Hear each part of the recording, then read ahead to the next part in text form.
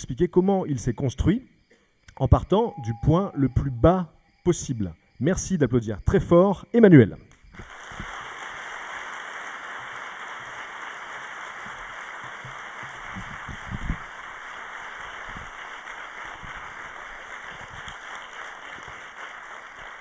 Les amis, bonsoir. Merci. On a su officiellement que j'étais né 10 jours simplement après ma naissance. Je ne sais pas du tout ce qui s'est passé les 10 premiers jours de ma naissance. Et je crois que je ne le saurai jamais. Je suis donc dans une ignorance. Ce que je sais simplement, c'est que je suis indien. Je suis né dans les bidonvilles de Mumbai. Ces bidonvilles, si certaines ou certains d'entre vous y sont allés, ces bidonvilles qui sont jalonnés de bâches soutenues par quelques bouts de bois branlants, là où il pleut souvent, là où beaucoup d'enfants errent dans la rue à la recherche de quelques miettes de pain, là où des animaux aussi cherchent à manger. Le 19 septembre 1982, une femme, comme à son habitude, marche rapidement dans ces bidonvilles, elle aussi à la recherche de quelques bouts de pain pour nourrir les enfants dont elle a la charge. Au bout d'un moment, elle se retourne parce qu'elle entend un pleur. Elle entend quelqu'un pleurer. Et là, sur une décharge, sur un tas d'ordures, elle voit un petit enfant, tout nu, tout frêle, tout vulnérable. Elle le prend dans ses bras et l'amène dans la maison, là où il y a beaucoup d'enfants. Cette femme, c'est Mère Teresa. Cet enfant, c'est moi. Il y a bientôt 2 ans, je suis retourné pour la première fois de ma vie en Inde et dans l'orphelinat. La première chose que j'ai faite quand j'ai atterri à Mumbai, quand je suis descendu de l'avion, que je suis arrivé sur le tarmac de l'aéroport, je me suis agenouillé et j'ai embrassé le sol. Ce sol indien, ce sol de l'Inde qui m'a fait naître, qui m'a donné la vie, je lui dois tout. Je dois tout à l'Inde.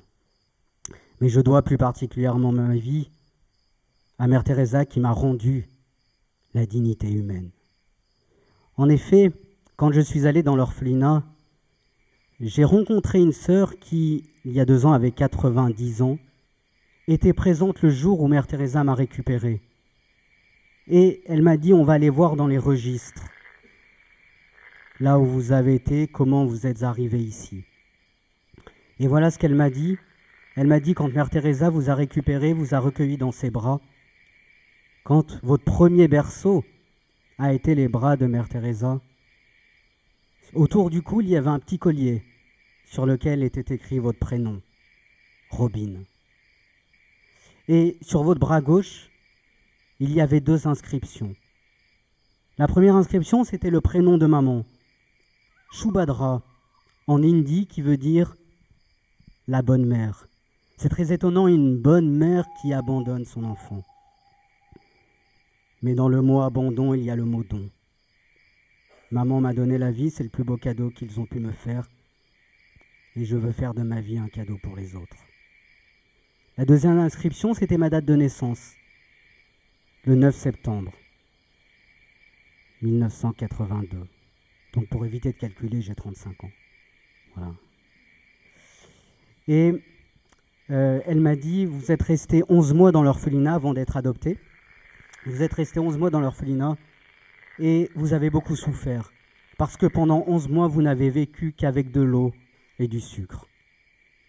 Ce qui a été par la suite de grandes difficultés parce que j'ai beaucoup souffert de malnutrition. J'ai été adopté à l'âge de 11 mois. Je ne suis donc resté que 11 mois en Inde. Et j'ai été adopté par une famille en France qui n'a pas pu avoir d'enfants, qui a adopté 5 enfants. 2 Indiens, 2 Français, 1 Haïtien. Cette famille m'a redonné une dignité humaine. Je les en remercie vraiment. Et durant toute mon enfance, j'ai énormément galéré. J'avais beaucoup de problèmes de santé. Je faisais du diabète déjà tout petit. J'avais beaucoup de problèmes intellectuels. Je n'avais pas de mémoire, je n'y arrivais pas. Si bien que je me rappelle, un de mes profs en seconde m'a dit devant toute la classe, « Emmanuel, tu n'as pas les capacités intellectuelles pour faire des études. Je te propose d'être groom dans un hôtel. Comme tu ne sais rien faire de ta tête, peut-être sauras-tu faire quelque chose de tes mains. » Je l'ai regardé et je dis, mon coco, ça ne va pas se passer comme ça. Pas du tout. Et là, intérieurement, je me suis dit, je vais te prouver quelque chose. Je vais faire de mes faiblesses une force. Je vais aller puiser dans ma propre vulnérabilité, le courage et la force pour avancer. J'ai donc avancé petit à petit. J'ai beaucoup galéré, je n'y arrivais pas. Et puis petit à petit, je me suis battu. On n'a rien sans rien, la vie est un combat. Je me suis battu pour essayer d'y arriver, simplement de m'épanouir, simplement de m'accomplir. Et j'ai eu beaucoup de difficultés à passer mon bac, j'ai eu beaucoup de difficultés à passer mes diplômes. Et maintenant, il y a deux ans, j'ai soutenu une thèse de doctorat en philosophie et je donne quelques cours en lycée et à l'université en philosophie morale. Et je publie mon 6e livre qui sort dans 3 semaines sur l'embryon à l'occasion des États généraux de la bioéthique. Si je suis arrivé là,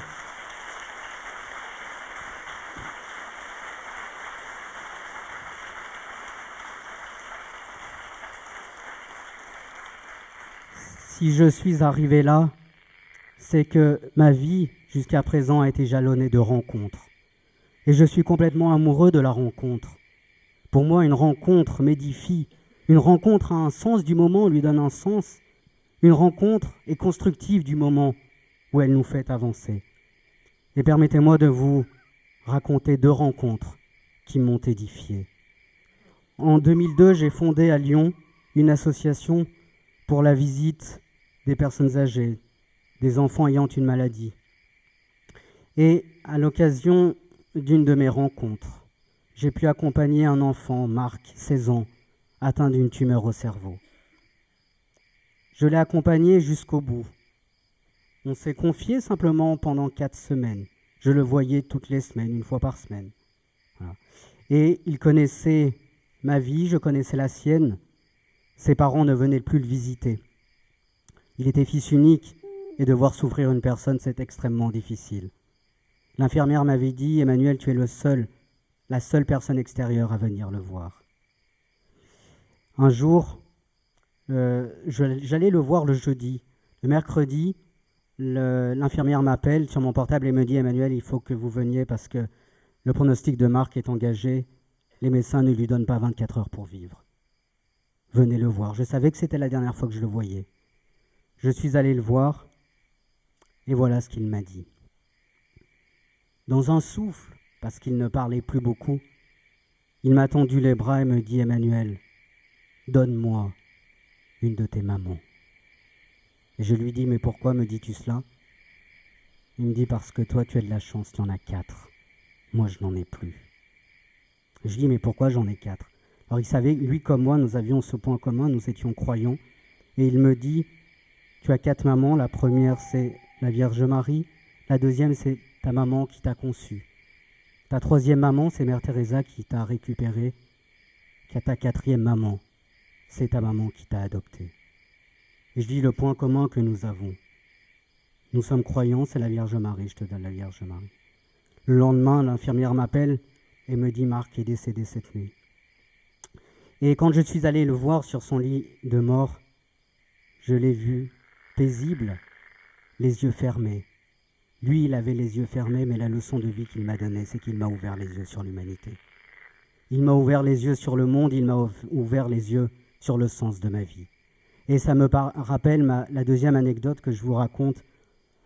Un couple de personnes âgées, 96 et 98 ans, le monsieur 98 ans ne savait plus, il ne parlait plus, il regardait toute la journée son épouse dans la maison de retraite. Elle parlait, 96 ans.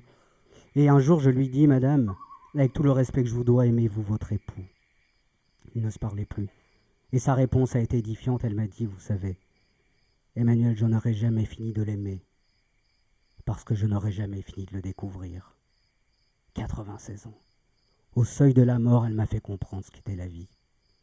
Alors, chers amis, si ce soir, je suis venu simplement vous témoigner de qui je suis, c'est simplement pour vous dire que la vie est un combat. Beaucoup de portes se ferment. La vie est un combat, mais le plus important, ce n'est pas de le gagner. C'est simplement de le mener et d'avoir confiance en soi, en ses capacités. Si chacune et chacun mettions nos qualités au service du monde, le monde irait beaucoup mieux. Alors permettez-moi de terminer avec une phrase de Mère Teresa qui, pour moi, est le but de ma vie. Ne laissez jamais partir une personne sans qu'elle ne soit plus heureuse que lorsqu'elle est arrivée. Je vous remercie.